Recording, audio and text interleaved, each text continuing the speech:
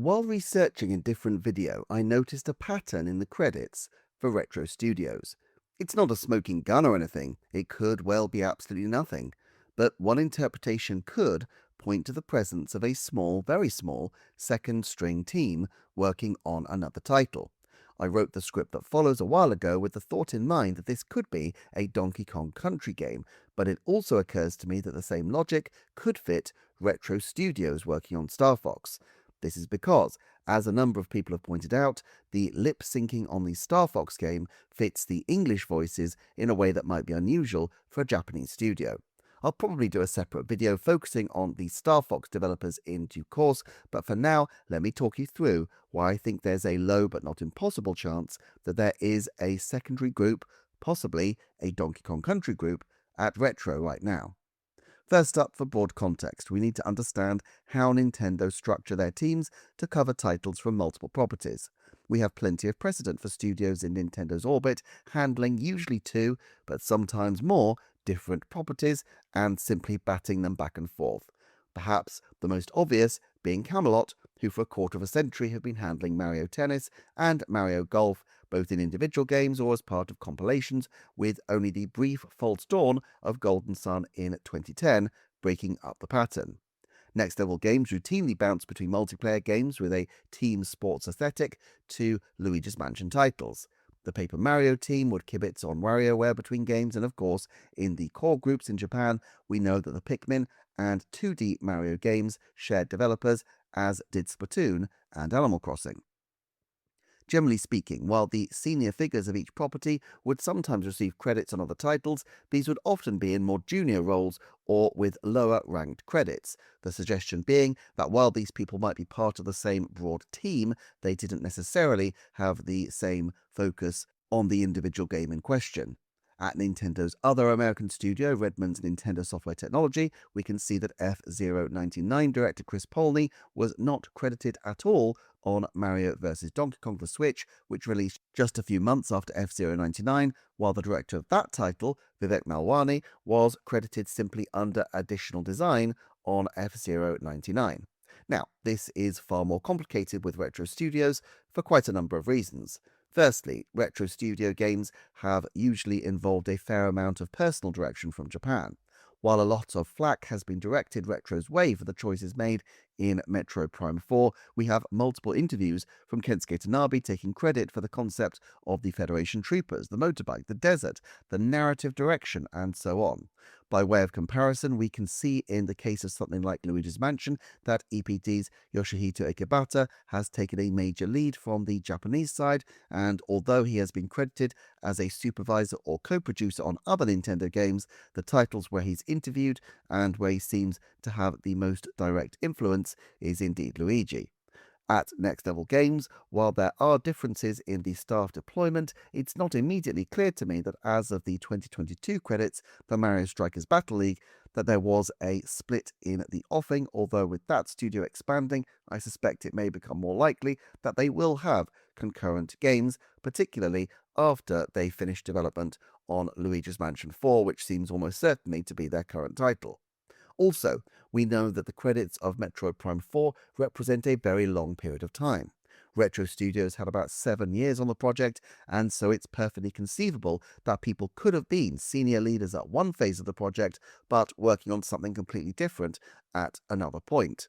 It also seems unlikely that Nintendo wouldn't want most of Retro's resources to be geared towards the mote in the eye that Metroid Prime 4 had become at that point, with its very public reboot, long radio silence, and public positioning as a launch window title for the Nintendo Switch 2.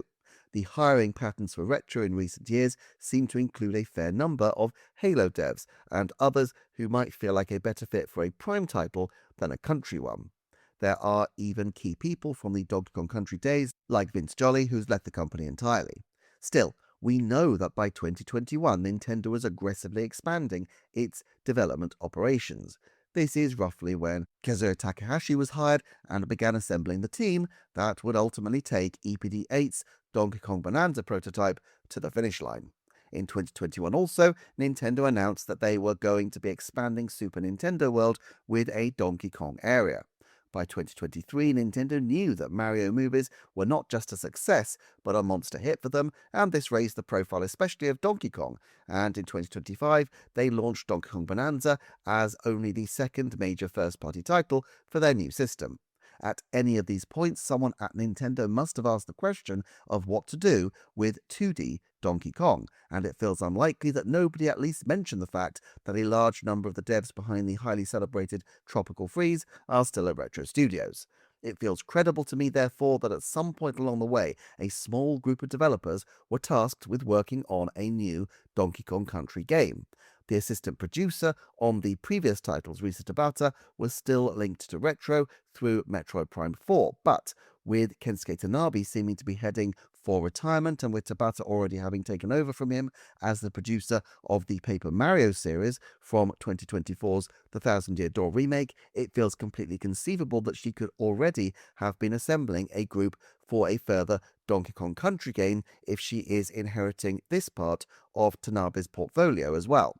What we need to see for this to be remotely credible as a supposition, therefore, is a number of people who have senior experience at Retro Studios, but who were not given more senior credits in recent titles, and particularly not on Metroid Prime 4. Clearly, there are any number of reasons why people might not want to take lead positions on games, reasons like preferring a work-life balance, and indeed having left the company midway through development, so this wouldn't stand up to scrutiny from Phoenix Wright. However, let's take a look and see what we can uncover. First of all, we should look at the top design team for Donkey Kong Country Tropical Freeze. Stephen Dupre was credited under lead design, and then Russell O'Henley and Bill Vandervoort under senior design. Now, Vandervoort and Dupre returned as the number 1 and 2 positions on Metroid Prime 4, respectively the design director and the principal designer. Russell O'Henley also returned at the head of a list of technical designers, evidently still senior, but not a step change promotion in the same way. On the other hand, Dupre wasn't credited at all on Metroid Prime Remastered, while O'Henley was the first name on the game design team after Vandervoort as design director and game design department producer Jessica Spence. Spence is also interesting since, by Beyond's credits, she was being given the title of a contract senior producer, suggesting that she had perhaps left permanent employment at Retro, but still was evidently associated with them, perhaps remote working or charging Nintendo through her own limited liability company to give her more flexibility to pursue her own endeavors. If there were a group piloting a Donkey Kong Country project while Metroid Prime 4 were in late development, O'Henley strikes me as the most likely potential person at Retro to lead this kind of effort. But is there anyone else who might fit the bill? We know that engineering lead Tim Little left the company, but in his case, it was to join Samsung. I'm less clear about Marisa Palumbo, the lead producer on Metroid Prime Remastered, actually the third credit on the game in its entirety, after executive producer Michael Kelbar and senior director of development Dylan Job. However, she was just a special thanks on Metroid Prime 4 Beyond, either reflecting that her work leading Remastered evidently had some crossover impact on Beyond, or that she's still at Retro but putting a different project on its feet, or perhaps that she's just left the company entirely. Ryan Harris also was credited under studio operations and support for Metroid Prime 4, despite being involved with the series since being a production assistant on the original Metroid Prime game all those years ago, and despite being the director of planning for Remastered. Cameron Enfinger was the lead IT engineer on Remastered, and Kelly Prince Johnson, the director of operations on Remastered and the 2018 Tropical Freeze, having worked on operations since Echoes. All of these strike me as relatively senior, so either they were short-term hires or else they were part of a parallel team. Another veteran of the 3D team was Ryan Powell, who was an environment artist on both recent Metroid Prime releases, but was the art lead on the Donkey Kong Country games. The audio manager, Scott Peterson, wasn't credited on Metroid Prime 4 at all, but was in place in 2023. Then there's Brandon Paul Salinas, who has been a designer on Retro since Metroid Prime 3 Corruption and was credited pretty high up on Metroid Prime Remastered, but received only a special thanks on Metroid Prime 4. This would either be consistent with him leaving Retro, plausible, even probable, or with him pivoting to a different title after Remastered, meaning that he wasn't all that deeply involved in Beyond. There are other people who show up only as special thanks in Beyond. Ethan McDonald, an IT engineer on Remastered and responsible for operations on all 3 Donkey Kong Country games, including the 3DS one. Quinn Smith, who was a character artist on Remastered and who started as an art intern, Metroid Prime 2 Echoes. Jesse Spears, a gameplay engineer on Remastered and engineer at Retro on every game since Corruption. Thomas Robbins, who didn't have a Remastered credit at all and only had a special thanks on Beyond, but who did have art credits through the Donkey Kong days. Haley Maguire and Justin Little, both animators on Remastered and Tropical Freeze, and Andrew Jones, and engineer on Tropical Freeze and Remastered, but the list goes on. Most of these people, perhaps almost all of these people, have probably just moved on from Retro. In one case, tragedy struck as I discovered that one of the key founders of Monster Games, Dave Palaczek, tragically died just at the age of 38. Doubtless, many other of the fine people on these credits are doing different things with their lives and careers. For sure, none of this is a clear-cut, Wile E. Coyote-shaped hole in the mountainside pointing to a second Retro Studios project. And yet, if we assume that Nintendo are generally quite good at keeping people for the long term, and if we consider that many of these people were credited in 2023 on Remastered relatively recently, so they'd survived the long fallow years and were there for Nintendo massively trying to recapitalize and grow Retro Studios, then maybe there is the contours of a coherent, smaller second team. Risa Tabata as the producer from Nintendo, O. Henley as the creative lead at Retro, Ryan Harris as the planning lead, Palumbo as the lead producer, Salinas as designer, and a handful of other creative minds potentially pitching in as well as input from senior positions. It's likely that the game wouldn't have been ramped up into full production until perhaps 2025, when Metroid Prime 4 was shipped, but we know that Retro is still hiring, and so by all accounts is full speed ahead on its new project. But even if this is the case, why do I earmark this as a Donkey Kong Country title? Why not another Metroid Prime Remaster or a new game entirely? And I'll link at the end of this video a recent video which explores the possibility of Retro handling a new IP more fully. Only that if a secondary team was active during the development of Prime 4, it feels implausible that they would be booting up for a third concurrent Prime game, given that Remastered was finished by all accounts a year or more before its eventual release. In fact, it's quite possible such a project would be the fourth unreleased Metroid title during that period if it started conception before Metroid Dread launched. Nintendo does well by Metroid fans, but this is some kind of fan equivalent of sainthood if they did have 4 concurrent Metroid games on the go. I also don't think the Nintendo of the early 2020s was anywhere close to ready to think about trusting Retro with anything majorly new. Yes, they were building a team, but they only had just hired their art director Johnny Lundstedt in February 2020. Many of these people, notably O'Henley and Bate, do have specific senior experience of Donkey Kong Country as well, but of course the studio was taking a long time to ramp up from its relatively low-key status during the 2010s. And we know that as soon as Nintendo were able to consider expanding, they started trying to revive those series that had been allowed to wither on the vine a little after the fallow period of the Wii U era. In the early 2020s on Switch, we got revivals as diverse as Mario and Luigi, Pokemon Snap, Famicom Detective Club, Another Code, Advance Wars, and of course, Metroid Prime. Donkey Kong Country isn't just one of their biggest properties, but the games actually always sold relatively well. Why wouldn't they turn to the team that delivered top quality Donkey Kong Country games only at that time 6 or 7 years prior? So, if we buy into the concept that Donkey Kong Country has been in the works for some time, what might we expect? The lowest hanging banana would be a plus game for Tropical Freeze. This could even have been completed in parallel with Metroid Prime 4 because a plus game would clearly not require a full team, and it would be an effective way to reorientate the new team to Donkey Kong once again.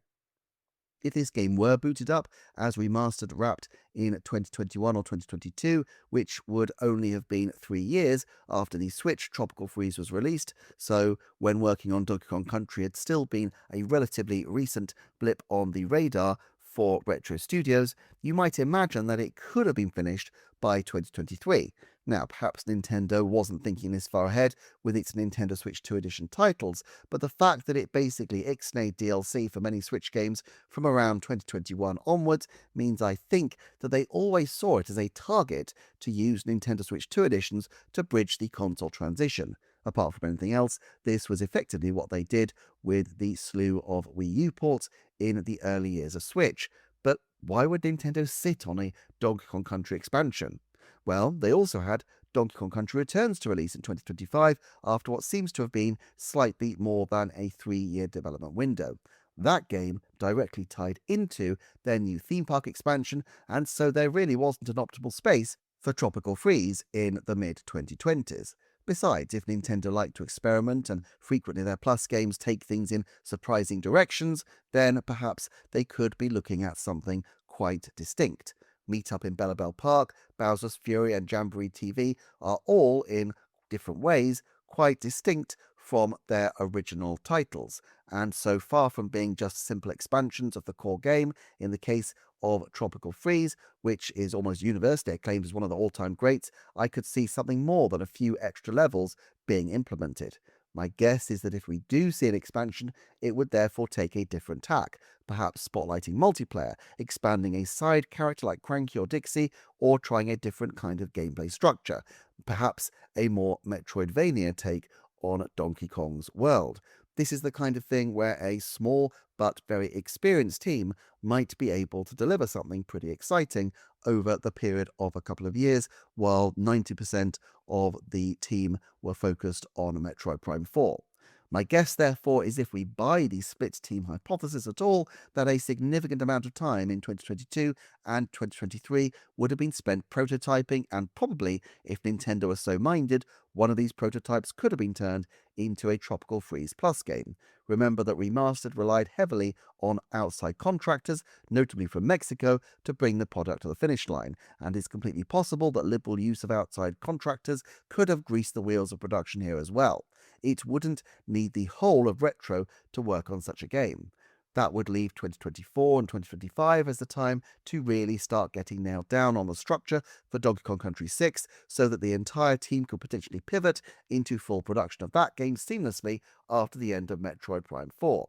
Likely, of course, not all of the Metroid group would work on Donkey Kong, with a significant number also pitching, prototyping, and planning for new games. Perhaps Prime, perhaps not. But this seems to be the position that, at the moment, Retro could find themselves in. So how likely is all this? I mean, on the one hand, it feels like a stretch. It's natural for there to be a turnover of staff. But given the reasons I've discussed, it does seem plausible to me that a splinter team would be focused on Donkey Kong, or indeed Star Fox, and this kind of thing tracks with the way Nintendo have operated separately. Having Retro bounce between Donkey Kong Country and Metroid Prime projects feels like a good place for them to be right now, in terms of maximizing their utility to Nintendo, but not overtaxing their resources, and if there is indeed a 2028 or beyond Donkey Kong movie, then there is every chance Retro will be ready to do for that film what Super Mario Bros. Wonder did for the Super Mario Bros. Movie. For more on the prospects of Retro pursuing an original project, do check out this video on screen right now. Thanks for watching. Huge thanks to the channel's Patreon supporters, without whom I'd be able to do far less content for the channel than I actually do, and I will look forward to seeing you next time for another Nintendo Forecast.